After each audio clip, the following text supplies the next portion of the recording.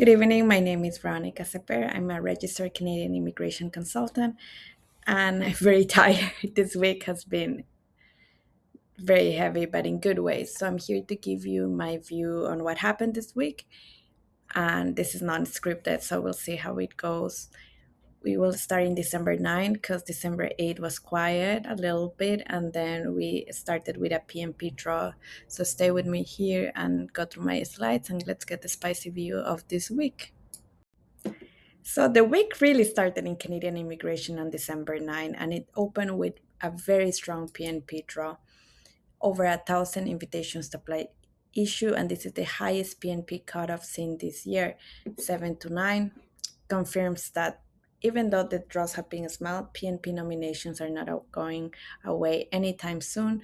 March 5th was the tie-breaking day, and so far, what do we have? We have 10,500 almost invitations to apply under PNP, and we're reaching almost 100,000 total invitations to apply, and 53 express entry draws as of this day.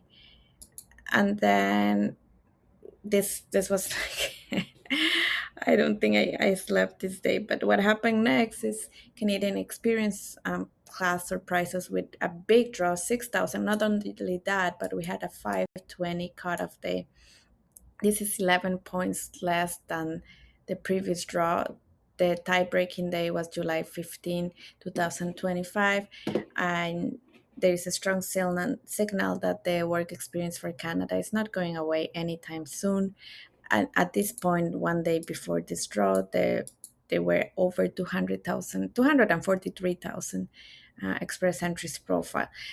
But I'm going to pause here because what this means is that in my case, what I saw from portfolios, I have people who had left Canada. They were at 524, 523. Most of them went back home or to Germany or to Dubai to try to get that foreign work experience. And, and now they can apply for their draw from outside Canada. So that thing that you've been listening to a lot of, well, not a lot, to my favorite immigration consultants, and that we've been telling clients, sometimes you have the best way to try to build that and don't waste time is go back home, build that foreign experience, but at the same time, surprises like this can happen. And I don't know what's going to happen next year. I don't know if the scores are going to keep this low. Nobody knows. What we can tell you is that always make sure you have an active express entry profile, especially if you have Canadian experience. Don't let that expire. Put something on your calendar, and any way you can improve. Like, I had clients that I urged them, like, they've been learning French for a bit. They were not, oh, maybe I'm not a CLP5, maybe I am. I would like, go and take the test. December is usually where scores go down if you see the historic in the last 2 3 years, and some of those actually receive an invitation to apply. So that's pretty exciting. And then also we had a really good surprise after that with um, Ontario Employee Job Offer Draws. And here I put a very detailed post on LinkedIn on what are these eligible candidates in the rural areas. There's only a couple of cities in Ontario, and in this case that this draw was targeted into healthcare, early childhood assistant, and ready eligible candidates. Uh, you had a total of 11,612 invitations, and a good indication that still the 2024 auditor report, it's important, following job offers, following employer foreign workers, focus on rural areas, and not so much. It seems like that the masters and PhD categories are pretty much dead at this point, right? And then we had this surprise, British Columbia, not as massive. And when clients come from British Columbia, salary is a big determinant, right? We had here 87 per hours. So far, look at the numbers by BC PMP, 1,088. Um, Very limited in this. So if you're in BC, make sure you are competitive in Canadian experience class. And then healthcare and social services. I always like to emphasize social services because when I do C51, I have a lot of my clients who are front. They work on the front lines, working directly with the public in charity organizations, and some of them got invited in this round. So the healthcare draw went up though, 14 points, and then we so far we have 14,500 invitations to apply under this pathway, and by this day, which was just a couple of hours after, we had already surpassed 100,000 invitations to apply across Express Entry draws. And then Ontario came back very strong, except, and this is a big hiccup, if you are in the GTA, you cannot rely on Ontario provincial programs. Look at the regions, look at the previous draw, look at the scores. So far we have for OMP total 12,528. This latest round uh, was in Eastern Ontario, Northern Ontario, Southwestern Ontario, and really specified outside the GTA. And then another update that is important, and because it's been a push for journalists, from senior lawyers, from seasoned immigration consultants, is to really clarify the postgraduate rules. And this clarification, which make lives easier for many, is that you must have a study authorization within 180 days of the program completion. And then we have the language and study rules apply now consistently across programs.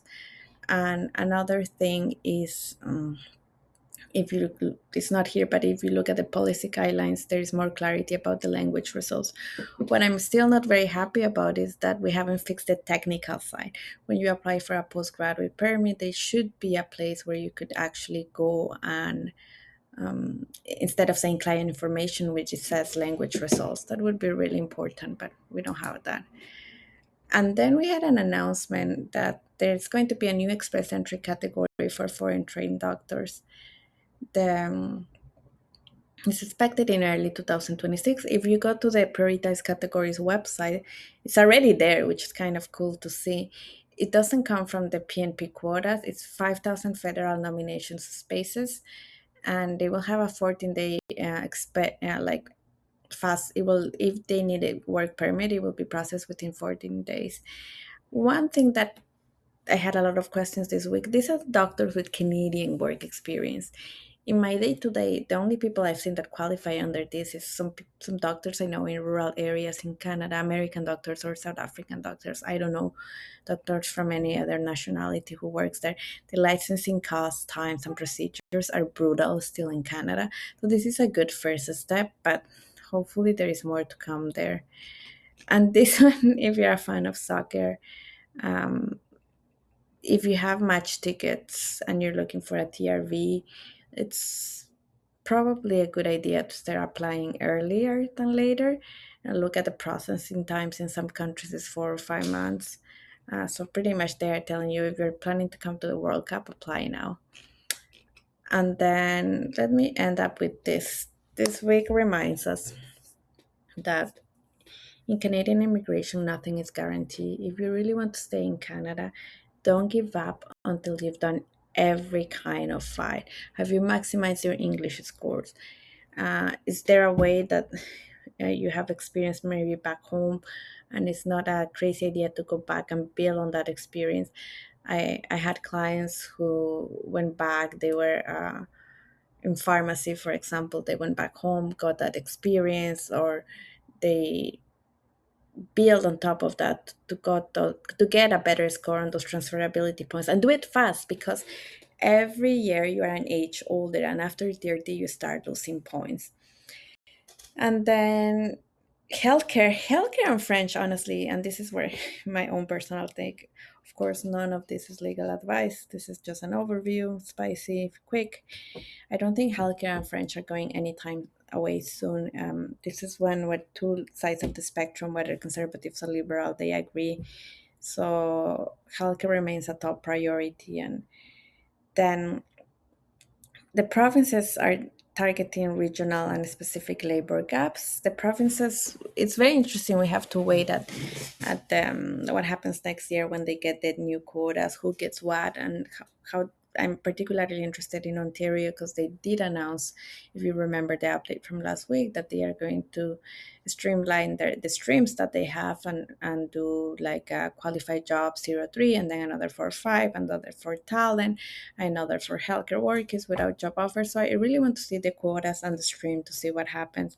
I was commenting to someone that I don't think we're going to have an auditor report this year. They usually come like the recommendations improvements comes every other year. So we would have to keep the, I think if the Ford government has followed something on when it regards to Ontario